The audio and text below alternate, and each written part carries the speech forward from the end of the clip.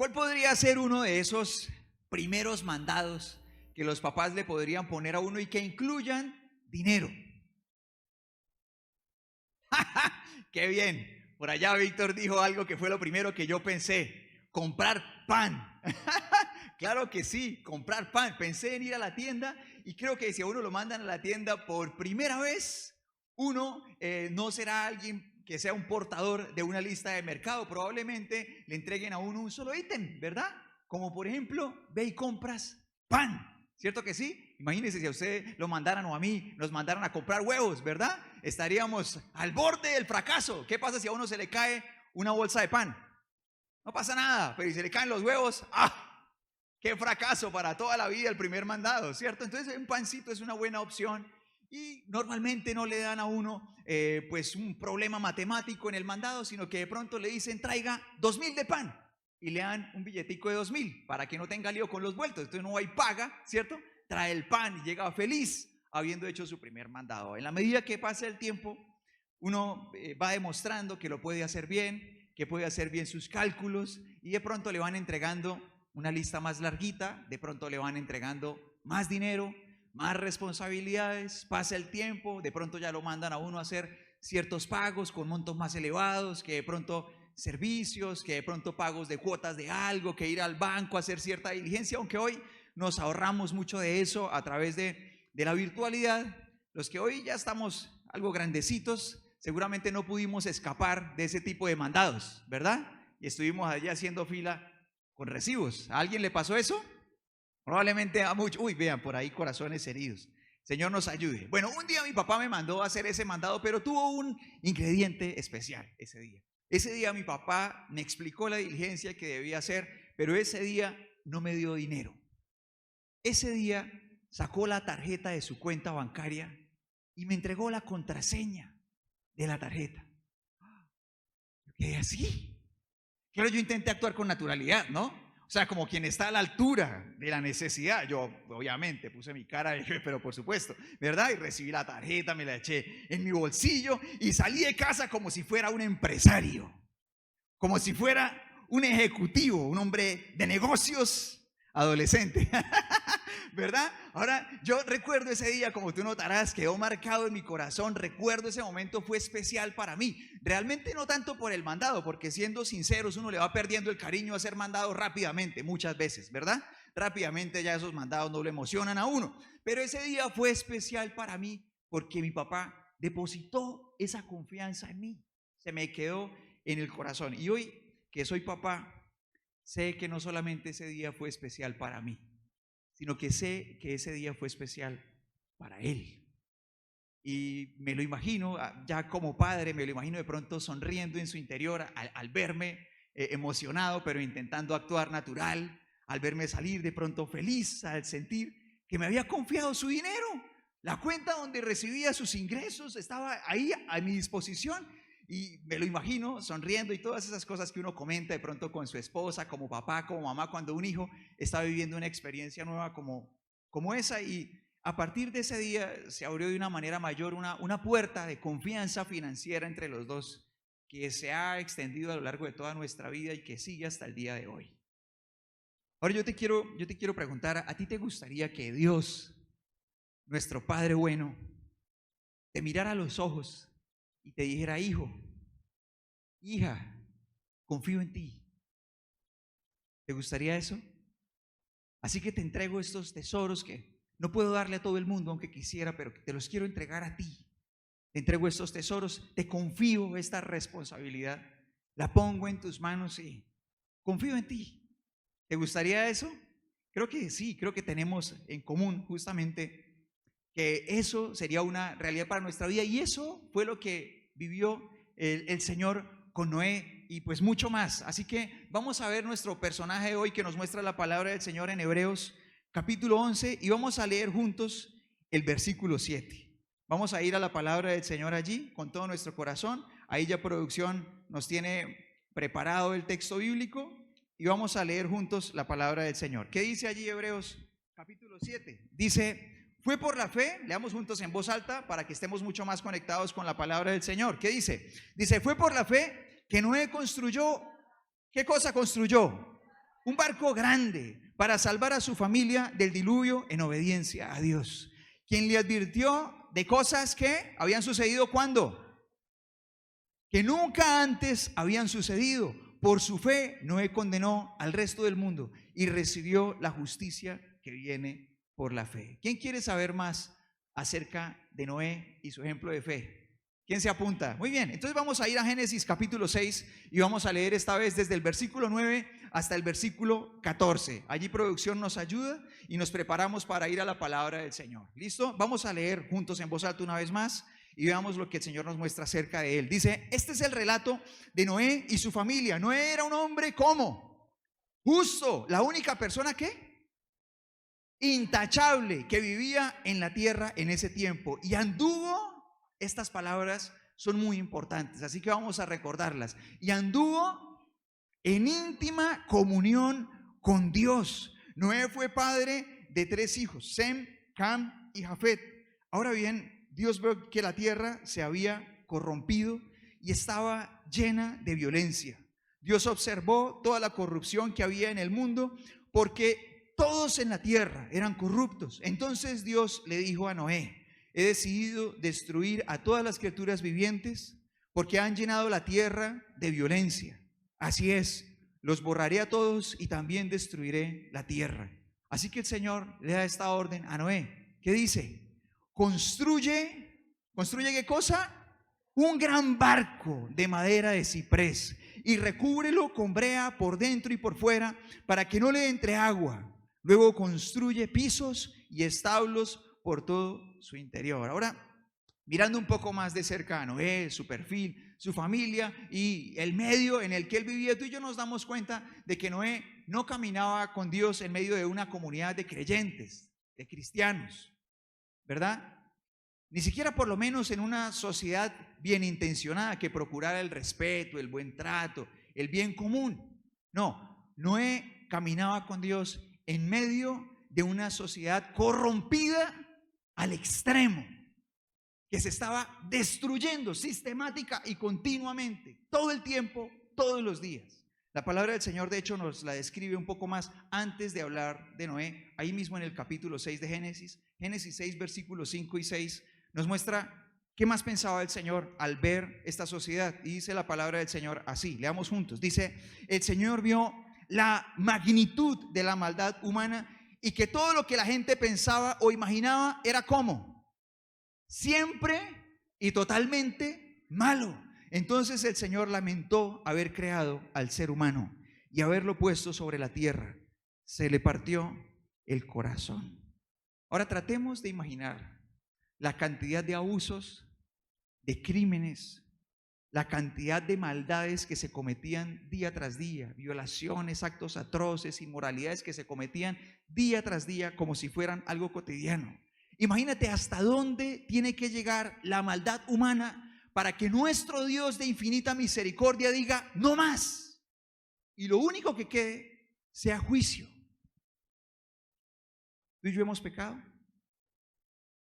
pero de maneras exageradas. No puedo calcular cuánto he pecado. Vergonzosamente no puedo decirte por lo menos una cifra de redondeada. No puedo decírtelo.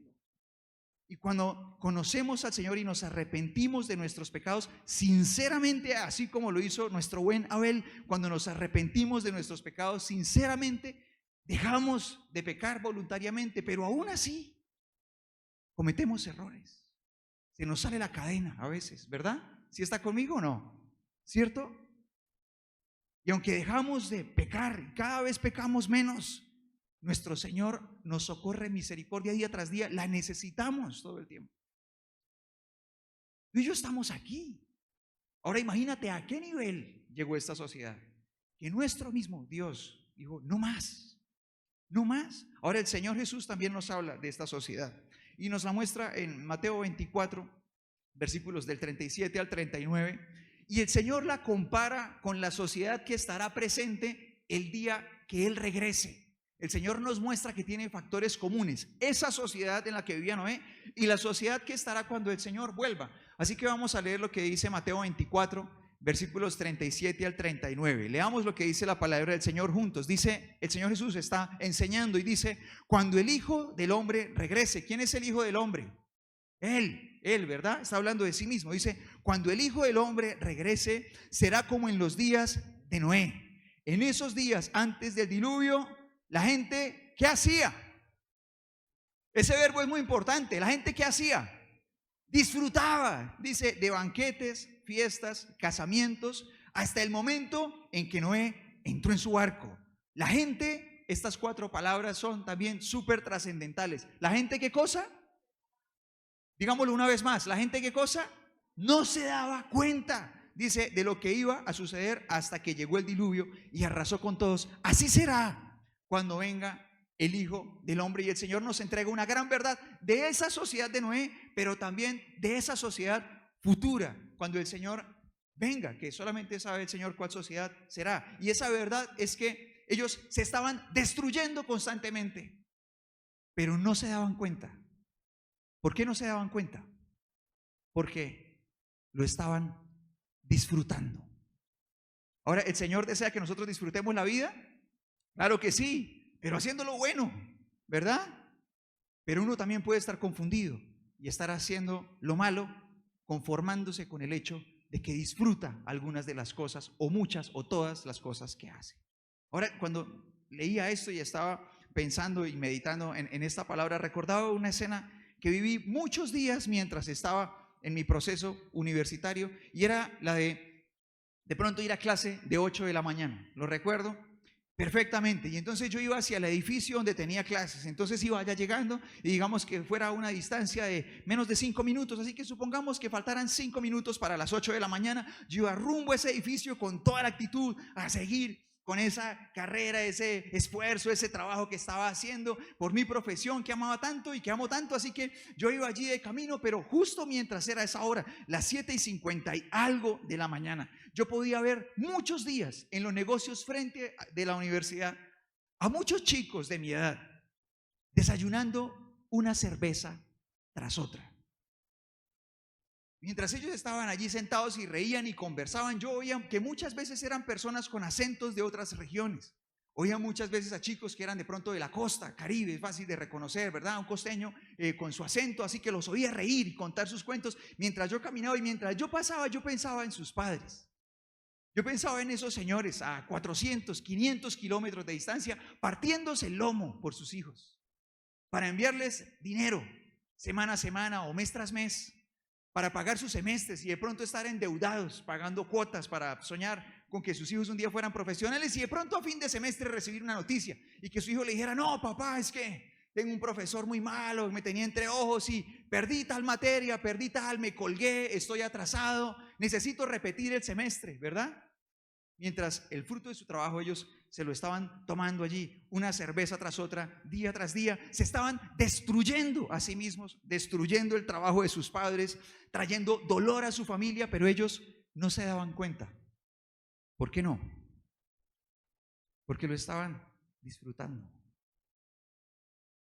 Lo mismo pasa con una persona que entra en una relación y luego en otra, y luego en otra, y está allí en una búsqueda, no se sabe bien qué, pero está allí relación tras otra y está destruyendo su propio corazón, destruyendo los corazones de otros, destruyendo su propio propósito de vida, acabando con su tiempo, pudiéndolo usar de tantas maneras tantísimo mejores. Se está haciendo tanto daño, pero no se da cuenta. ¿Por qué no? Lo disfruta, ¿verdad? Lo mismo pasa con una mujer o un hombre, un esposo o una esposa que de pronto accede a entrar en conversaciones de coqueteo con alguien que no es su esposo o su esposa. Si lo pensara racionalmente, se daría cuenta de que está trayendo destrucción a su propio corazón, a su relación matrimonial, que está trayendo destrucción a sus hijos, que en lo que está entrando es tan peligroso que podría causar daños irreversibles. Pero no se da cuenta. ¿Por qué no? Porque lo disfruta. Ahora, ¿por qué Noé era distinto? Ahora, tú y yo sabemos lo que pasa cuando uno tiene una canasta de naranjas buenas y de pronto pone una naranja que está podrida. ¿Qué empieza a suceder con las naranjas alrededor? Y si de pronto está cubierta de moho, ¿qué empieza a pasar con las naranjas que están junto a ella? Empiezan poco a poco a verse impregnadas de lo mismo. Poco a poco empieza a extenderse. Aquello que esa naranjita empieza a traer, ella empieza a extenderlo con las demás. Ahora, Noé no era uno entre todos los buenos que estaban en esa canasta, mientras algunas naranjas estaban podridas. No era un hombre bueno en una canasta de naranjas podridas, pero aún así no era incorruptible. No se podía sentir como tal vez se puede sentir una persona en ciertos lugares de trabajo en algún momento de su vida, como se podría sentir alguna persona de pronto en algún semestre de universidad, como se podría sentir alguna persona en algún año de su colegio, o incluso como se podría sentir una persona dentro de su propia familia. Noé se sentía de esta forma y estaba allá adentro, pero yo me pregunto qué hacía que Noé estuviera tan seguro de su obediencia a Dios, que no cediera ante la presión social, que Noé pudiera nadar contra la corriente, que estuviera tan firme, tan lleno de raíces, tan bien plantado. ¿Por qué no era distinto? Tenemos una pista por aquí atrás, ¿verdad? Porque Noé, ¿qué cosa?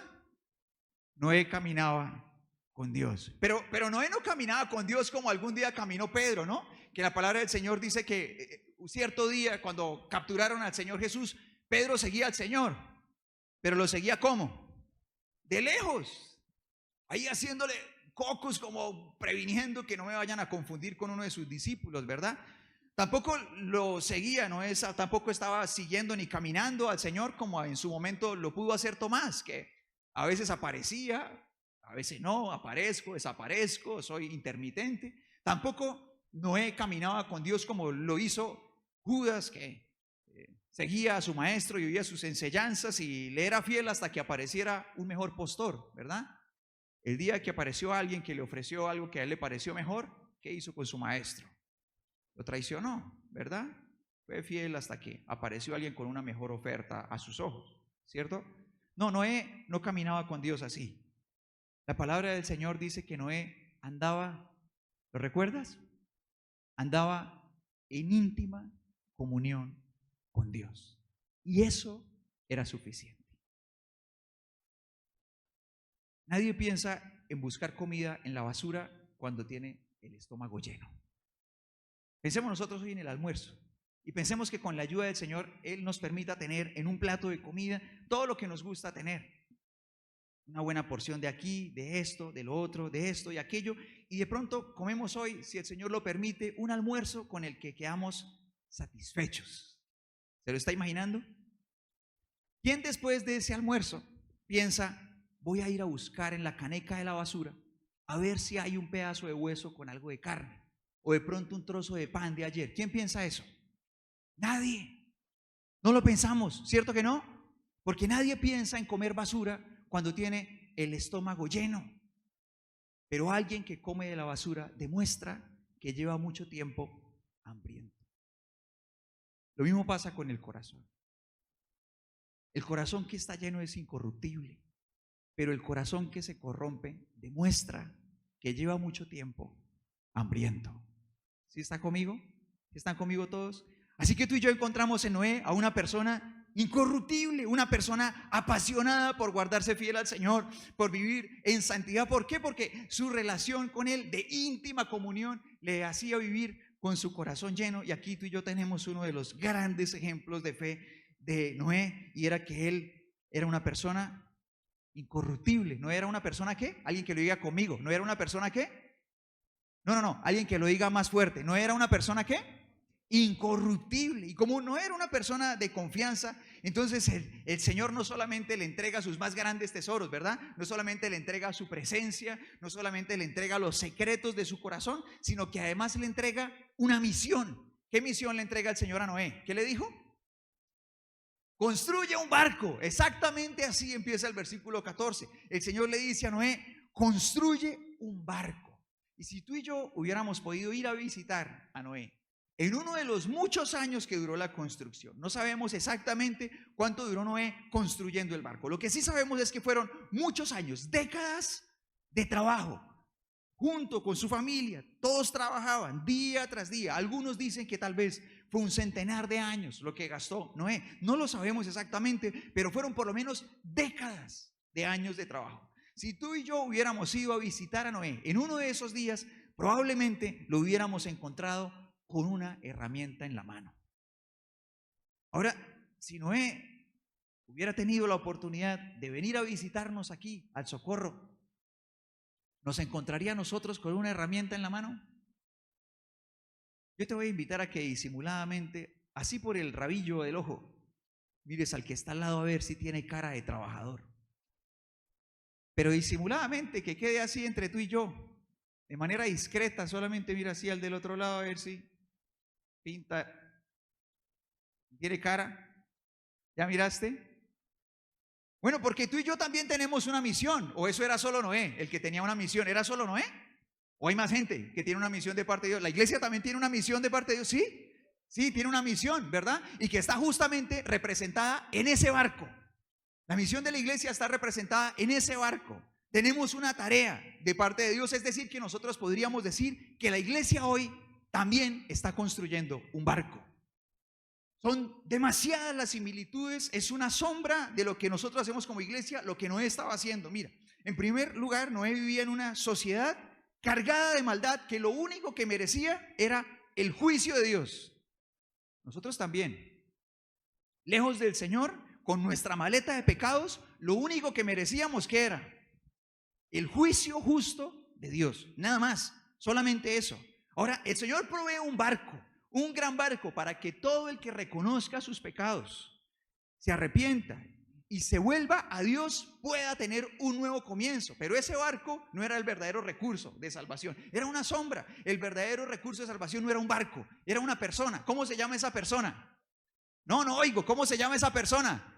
Jesucristo, ¿verdad? Es el verdadero recurso de salvación. Ahora, ¿qué pensaba la gente acerca de Noé al verlo construir un barco allá en tierra firme? Y además su predicación, que se arrepientan de sus pecados y se vuelvan a Dios. ¿Qué pensaba la gente de eso? Estaba loco. Todavía hay corazones que piensan eso hoy. Aún así, Noé y su familia servían a Dios. Aún así, la iglesia hoy sirve a Dios. Tenemos una misión y aparece en la palabra del Señor en repetidas ocasiones. Una de ellas es Mateo 28, versículos 19 y 20. Vamos a leerlo juntos. Vamos a leer lo que dice la palabra del Señor allí al cierre del Evangelio de Mateo. Las palabras de nuestro Señor Jesucristo para nosotros. Te pido que las leamos en voz alta. Dice, por lo tanto, leámoslo juntos. Dice, por lo tanto, vayan y hagan discípulos de todas las naciones, bautizándolos en el nombre del Padre, del Hijo y del Espíritu Santo. Enseñen a los nuevos discípulos a obedecer todos los mandatos que yo les he dado, y tengan por seguro esto, que estoy con ustedes, ¿cuándo? Siempre, hasta el fin de los tiempos. Ahora, esta tarea está en manos ¿de quién? De los discípulos del Señor, ¿verdad? De la iglesia, de la familia de Dios. Ahora ya algunos se identificaron, pero yo quiero volver a preguntar, ¿hay alguien por aquí que haga parte de la familia de Dios? ¿Alguno de ustedes es miembro de esa familia? ¿Alguno de ustedes hace parte de la iglesia, del cuerpo de Cristo? ¿Sí? ¿Sí? Ah, bueno, súper bien. Ahora, como en cualquier familia, en la medida que nosotros vamos creciendo, nos vamos haciendo parte de las responsabilidades de la familia. Vamos haciendo parte de ellas de acuerdo a nuestra evolución en nuestras etapas de crecimiento y desarrollo. Así que uno puede estar viviendo la iglesia en diferentes modos. Un primer modo podría ser el modo bebé. ¿Qué relación tiene un bebé con las responsabilidades del hogar? ¿Qué hace un bebé respecto a las responsabilidades de una casa? Dígalo bien fuerte, ya algunos lo dijeron. ¿Qué hace un bebé? No hace nada, ¿verdad? Un bebé realmente es un aprovechado, ¿no? Un bebé es un aprovechado. Llega a una casa y se aprovecha de ¿qué? El trabajo del papá, se aprovecha del esfuerzo, del trabajo de la mamá. Y si tiene hermanos mayores, y ojalá con diferencia de años, ay, pobrecitos, ¿verdad? Venga, mijito, aprenda a cambiar pañales, le va a servir. Un día va a ser mamá, mijita, un día va a ser papá, aprenda a ser un tetero, todo eso. Ayude, tráigame allá la pañalera, venga, cárguele, lleve a su hermanito, empújelo, cójalo de la mano, todo eso. Nadie se salva. Un hijo es un aprovechado, la verdad. La verdad sea dicha, ¿no? Pero pues no tenemos opción, llegamos así y lo único que hacemos es comer y dormir. No hacemos más. cuando llegamos a familia, ¿verdad? Pero es nuestra condición, es la naturaleza, llegamos así, es el diseño del Señor. Lo mismo pasa cuando llegamos a la iglesia. La verdad es que cuando llegamos a la iglesia, nosotros llegamos en esa condición como bebés, con el corazón roto, con necesidad absoluta del Señor, y lo único que somos es unos aprovechados, ¿verdad? Nos aprovechamos de las enseñanzas del pastor, de la pastora, de los líderes, nos aprovechamos de los hermanitos que oran por nosotros, que nos discipulan, que nos acompañan en el proceso de discipulado, que sacan su tiempo para aconsejarnos, para oírnos, para orar por nosotros, para llorar con nosotros, para contarnos sus testimonios. Nos aprovechamos de la gente que sirve y prepara la casa de Dios, de los que preparan enseñanza a los niños, tocan la música, hacen todas las cosas para que la casa funcione. Nos aprovechamos de todos, ¿cierto que sí? Pero es natural, o sea, así llegamos, es la vida, ¿no? Llegamos necesitados de Dios, todos llegamos así. Eso no es un problema, es parte del proceso natural, tanto en la familia física como en la familia de Dios. Todos llegamos bebés. El problema sería permanecer en modo bebé toda la vida. ¿Sí? ¿Sí están todos conmigo o no? Bueno, muy bien, también uno podría vivir la iglesia en modo niño. Entonces en modo niño ya uno empieza a hacer unas tareitas básicas, uno empieza a poner la mano, trabajando en una u otra cosita con mucha emoción, son tareas pequeñas, pero empieza a hacer cosas, pero también tiene la necesidad urgente de no parar de crecer, ¿verdad? De no parar de capacitarse por su propio bien, pero también por el bien de la obra de la casa, de la obra del Señor, porque de otra manera, a menos que haya crecimiento, que haya desarrollo, que haya fortalecimiento, no se podrá entrar mucho más allá y dar todo su potencial sirviendo al Señor. También uno podría vivir la iglesia en modo adolescente, con mucho potencial, suficiente conocimiento, pero poco carácter. Les cuesta obedecer a Dios, cuesta reconocer la autoridad en el otro, cuesta trabajar en equipo, cuesta seguir otras cosas que no corresponden a la propia voluntad, cuesta resolver conflictos.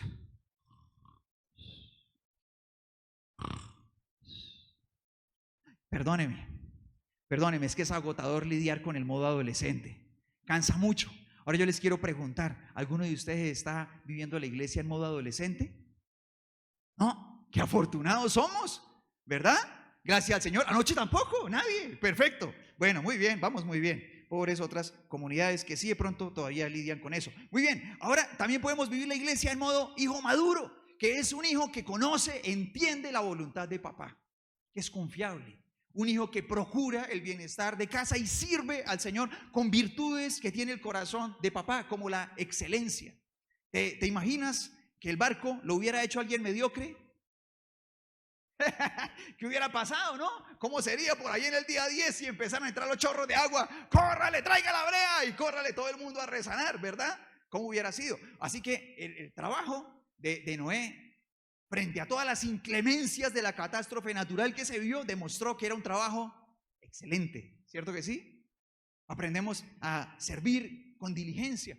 Noé no tenía a quién esperar para que le diera ejemplo, no podía esperar que alguien diera el primer paso. Noé era el encargado de dar el primer paso todos los días, dependía de él, era él el constructor del barco, no podía esperar a que alguien lo hiciera primero. Ahora, ¿qué pasaría si la obra del Señor en nuestra comunidad, en El Socorro, en Santander, dependiera solo de ti?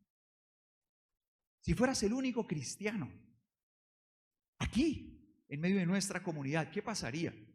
Noé tenía y tuvo la diligencia suficiente para que, aunque fuera el único creyente, fuera suficiente. Se cumplió la misión del Señor. Noé servía a Dios con responsabilidad, aunque él no tenía que rendir cuentas a otro ser humano. Él sabía en su corazón que rendía cuentas a Dios de su trabajo. Ahora, ¿podría alguien decir que camina en íntima comunión con Dios, pero a la vez no tener ningún interés por llevar a cabo la obra de Dios? ¿Podría ser eso coherente? Ahora mira, los que ignoraban la voz del Señor y se dedicaban a hacer solo lo que ellos querían, no eran Noé y su familia, eran las demás personas. De manera que aquí tú y yo tenemos otro gran ejemplo de fe de Noé, y es que alguien que camina con Dios también le sirve. ¿Quiere decirlo alguien conmigo? Alguien que camina con Dios también le sirve. Alguien que camina con Dios, ¿qué cosa? También le sirve. Ahora vamos a imaginarnos el barco. voy a utilizar algunos ejemplos gráficos para que nos ayuden a de pronto dejar volar un poquito más nuestra imaginación. Si tú y yo seguimos leyendo Génesis 6, nos vamos a encontrar las dimensiones del barco y tú las puedes leer de manera detallada en casa. La versión NTV, por ejemplo, nos facilita las medidas con medidas muy comunes en nuestra cultura, como los metros, pero podemos utilizar ejemplos gráficos para que nos ayuden un poquito. Entonces, bueno, normalmente en el Socorro muchas casas tienen una fachada que tienen de ancho 6 metros, ¿verdad? Ayer tenía varios trabajadores de la construcción que me ayudaron, hoy también tengo algunos, pero tienen de ancho muchas 6 metros. Entonces, de ancho, para imaginarnos el ancho del arca, te pido que te imagines una cuadra socorrana. Y pienses aquí, una casa, tenemos aquí una casa. Vamos a sumarle una segunda, tercera y una cuarta casa. 4 casas de ancho, más o menos eso medía el arca, ¿listo? ¿Sí están conmigo o no? Ahí todos dejando volar la imaginación. Tenemos 4 casas de ancho, así como se ven las 4 fachadas de esas casitas junticas, así podía verse el ancho del arca. Ahora, ¿cuánto tenía de profundidad? Nos vamos a imaginar una cancha de fútbol. Un estadio de fútbol en su máxima medida tiene 120 metros, nos toca agregarle unos 20 metros más. Imaginémonos la profundidad de una cancha de fútbol. Entonces tenía el ancho de esas 4 casitas, la profundidad de una cancha de fútbol, los 20 metros, y la altura de un edificio de 5 pisos. Grande, ¿no? Ahora, esas dimensiones tenía el barco, pero además tenía por dentro división en 3 niveles, 1, 2, 3. Además tenía una puerta lateral y tenía una abertura en la parte superior alrededor de toda el arca de 46 centímetros, que era su sistema de iluminación y ventilación. Tenía muchas cosas, estaba dividida por dentro en los niveles, en diferentes secciones y establos, muy organizada para todo lo que tenía que enfrentar el arca. Pero ¿sabes qué no tenía el arca? No tenía timón. Porque el capitán del barco no era Noé, ni su esposa, ni sus hijos, ni las esposas de sus hijos. El capitán del barco era el Señor. Ahora yo quisiera preguntarte, ¿quién es el capitán de tu barco? ¿Quién es el capitán de tu vida? Suena hermoso decir que es el Señor, pero realmente lo es. Realmente el Señor tiene la última palabra en nuestra vida. Por ahí hay un dicho que dice que donde manda capitán, no manda marinero. Y el marinero puede querer muchas cosas, pero finalmente lo que se hace en el barco es lo que manda el capitán, ¿verdad? Noé salvó a su familia llevándola a abordar un barco donde el capitán era el Señor. ¿Tú quieres salvar a tu familia también? Ahora fueron 12 meses y medio navegando en un barco sin timón. ¿Cómo podría a veces a su corazón llegar la sensación de que el barco estaba a la deriva? ¿Verdad? ¿Cierto que sí? ¿Podrían sentirlo? Más de un año, imagínese usted. Más de un año en medio de ese ambiente que durante muchos meses fue de caos. Ahora imagínese usted eso. ¿Sentirían ellos que el barco estaba a la deriva? Muchas veces, probablemente. Ahora, la pregunta es, ¿realmente el barco lo estaba? ¿Estaba a la deriva? No, el barco tenía capitán. Muchas veces nuestra vida también parece estar a la deriva, ¿verdad? También parece estar así, pero no, tiene capitán. Hay tramos de la vida que son duros, son difíciles. ¿Será fácil entregarle el timón de nuestra vida al Señor? No, no lo es. Hay tramos que son hostiles, son complejos. Y a veces llega a nuestra mente como que esa intención de querer tomar el timón porque creemos que si hacemos realidad nuestras ideas, las cosas funcionarían mejor. Y entonces es cuando tenemos que recordar que el único capitán que garantiza nuestro bienestar es el Señor. Es el único. Y que estaremos bien, no cuando nosotros tenemos el timón de nuestra vida, sino cuando lo tiene el Señor. Hay momentos donde la vida es hermosa, se ve soleada, linda. Hay momentos donde es muy hostil. Tú sabes, por ejemplo, los días que estamos viviendo nosotros como familia, que son muy complejos, muy difíciles. Pero tú y yo estamos seguros cuando el Señor es el capitán del barco. Él tiene el timón, pareciera que el barco está a la deriva y entonces recuerdas, no, el barco no está a la deriva. El barco lo está llevando a destino el Señor. Recorremos un mapa que no conozco. No sé la ruta. Me acuesto a dormir hoy si el Señor permite y mañana ni siquiera sé qué va a pasar. No sé cómo va a amanecer, pero la ruta la conoce el Señor. Así que he decidido ser uno de sus marineros y sencillamente confiarle el control del barco y hacer lo que Él diga. Confiar en Él nos llevará a destino, nos llevará a un nuevo comienzo. Y el Señor nos permite a través de Noé otro gran ejemplo. No es posible caminar con Dios y ser el capitán de su propio barco. Alguien que camina con Dios le ha entregado el timón del barco a su Señor. Por eso la palabra del Señor dice en 2 Corintios 5:17, lo que tú y yo podemos leer aquí en pantallas, vamos a leer juntos la palabra del Señor. Dice, esto significa, leamos juntos, esto significa, ¿qué cosa? Leamos juntos, esto significa que todo el que pertenece a Cristo se ha convertido en una persona nueva. La vida antigua ha pasado y una vida nueva ha comenzado. Nosotros no tenemos que esperar a que tal vez un día nuestro Padre nos mire a los ojos y nos diga, confío en ti, porque eso ya sucedió. El Señor ya depositó infinitos tesoros en ti. Te ha confiado tu propia vida, tu alma llena de riquezas y de tesoros. Te ha confiado una familia, tú haces parte de una familia. Te ha confiado esos tesoros de tenerlos. Nos ha confiado como iglesia, a ti y a mí, a todos como iglesia. Nos ha confiado la responsabilidad de hacer su obra. Nos ha confiado muchos tesoros. Noé no falló. Si tú y yo seguimos nuestro ejemplo, su ejemplo, si tú y yo seguimos el ejemplo del Señor y el que nos da la palabra del Señor en cada tramo recorrido y que nos muestra su corazón, tampoco fallaremos. ¿Vamos a seguir su ejemplo?